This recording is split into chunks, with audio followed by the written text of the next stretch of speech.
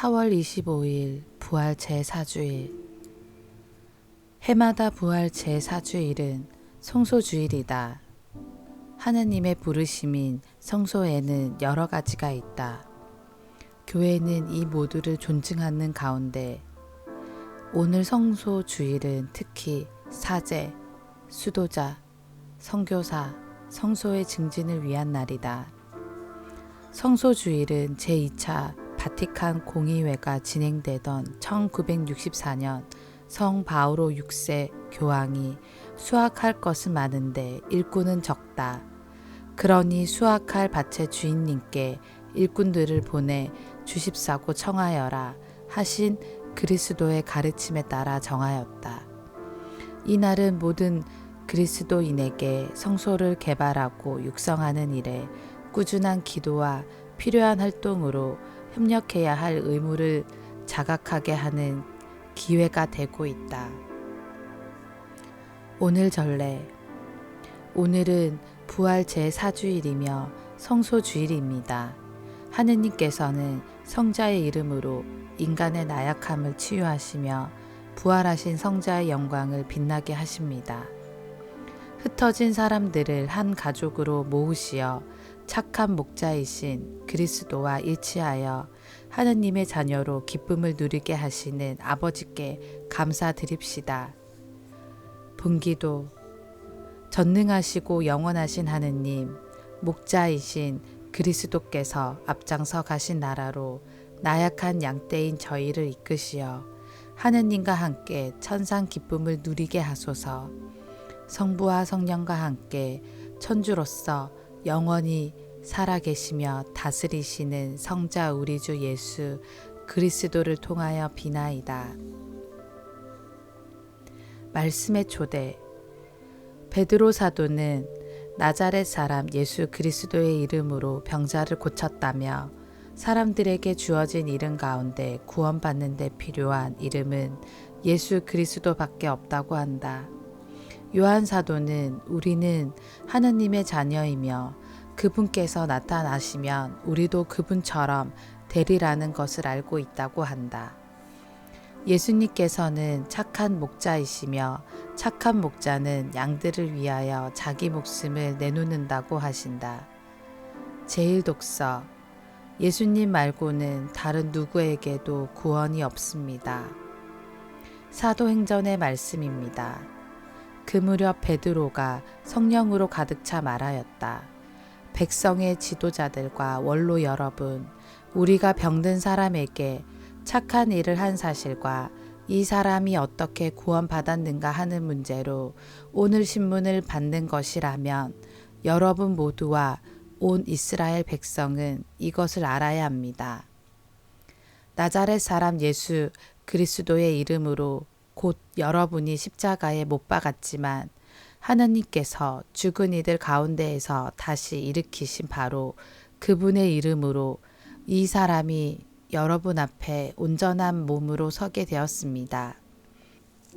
이 예수님께서는 너희 집 짓는 자들에게 버림을 받았지만 모퉁이의 머릿돌이 되신 분이십니다.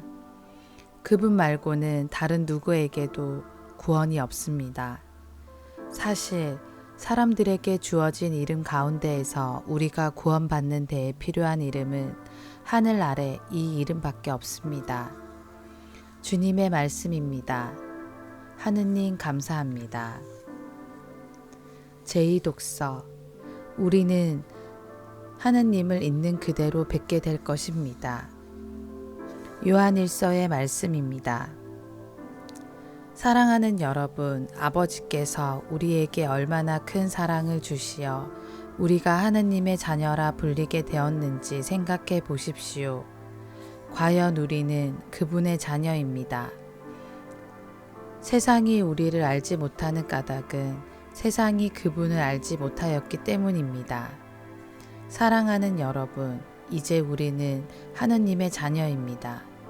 우리가 어떻게 될지는 아직 드러나지 않았지만 그분께서 나타나시면 우리도 그분처럼 되리라는 것은 알고 있습니다.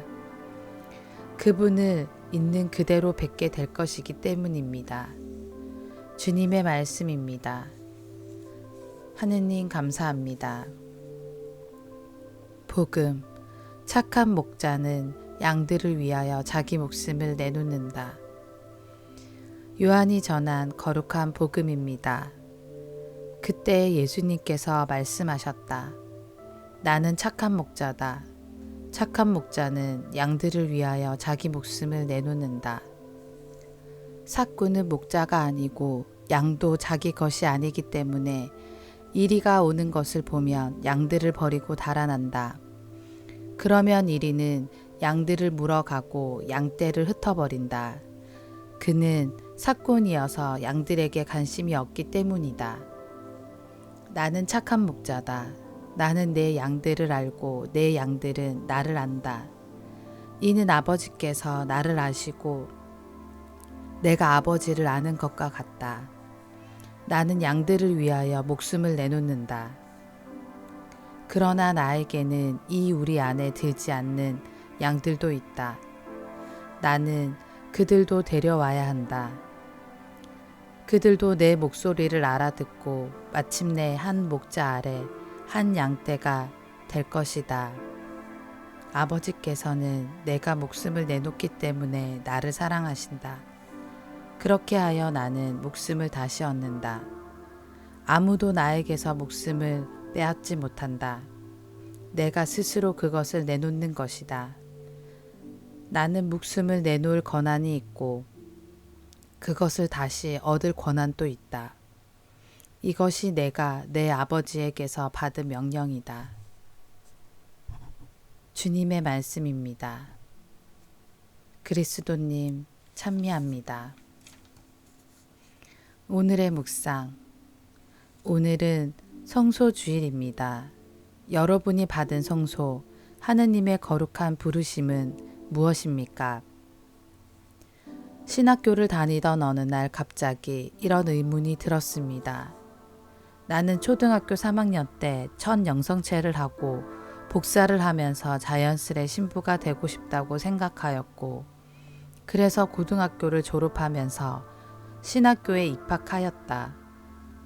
지금까지 신학생으로 잘 지내고 있는데 이것이 하나님의 뜻이 아니고 그저 나만이 바라던 것은 아닐까, 이런 생각에 휩싸여 신학교를 그만둘 마음을 먹었습니다. 그러나 밤낮으로 기도해 주시던 부모님과 교우들의 얼굴이 떠올라 어린 시절부터 꿈꾸어오던 사제의 길을 포기할 수 없었습니다. 그래서 이렇게 기도하기 시작하였습니다. 하느님, 저는 죽어도 신부가 된 다음에 죽어야겠습니다. 처음부터 제 마음에 신부가 되고 싶다는 생각을 넣어주지 마시지. 이제 와서 주님의 뜻이 아니라고 하시면 어찌합니까? 절대 안 됩니다. 이렇게 하느님께 박박 우기기 시작하였습니다. 그리고 아버지의 뜻이 하늘에서와 같이 땅에서도 이루어지소서라는 기도처럼 될까봐 주님의 기도도 바치지 않았습니다. 그렇게 악을 쓰며 한 달을 씨름하니 모든 힘이 빠져 나중에는 입을 열 수조차 없었습니다.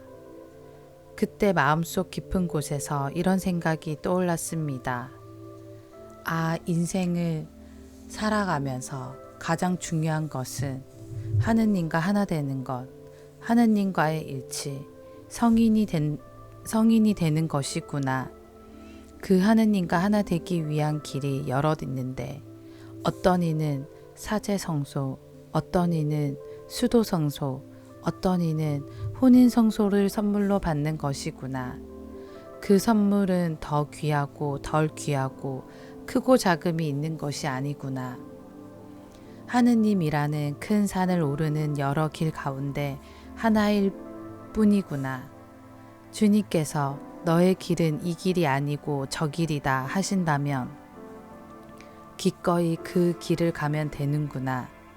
다만 지금은 신학교에 있으니 내가 받은 선물은 사제의 길이겠구나. 그렇다면 나는 그 선물에 합당한 이인가? 그래서 그날부터 제가 받은 그 엄청난 선물에 합당한 이가 되려면 무엇을 준비해야 하는지 고민하고 그것을 실천하여 잘 준비하고자 하였습니다. 여러분이 받은 선물은 무엇이고 그 선물에 합당한 이가 되려고 어떤 노력을 하고 있습니까? 오늘은 특별히 사제 성소와 수도 성소를 위하여 기도하고 그들을 응원하는 날입니다. 그들이 받은 성소의 길을 잘 걸어가도록 기도하고 힘이 되어 줍시다. 아멘.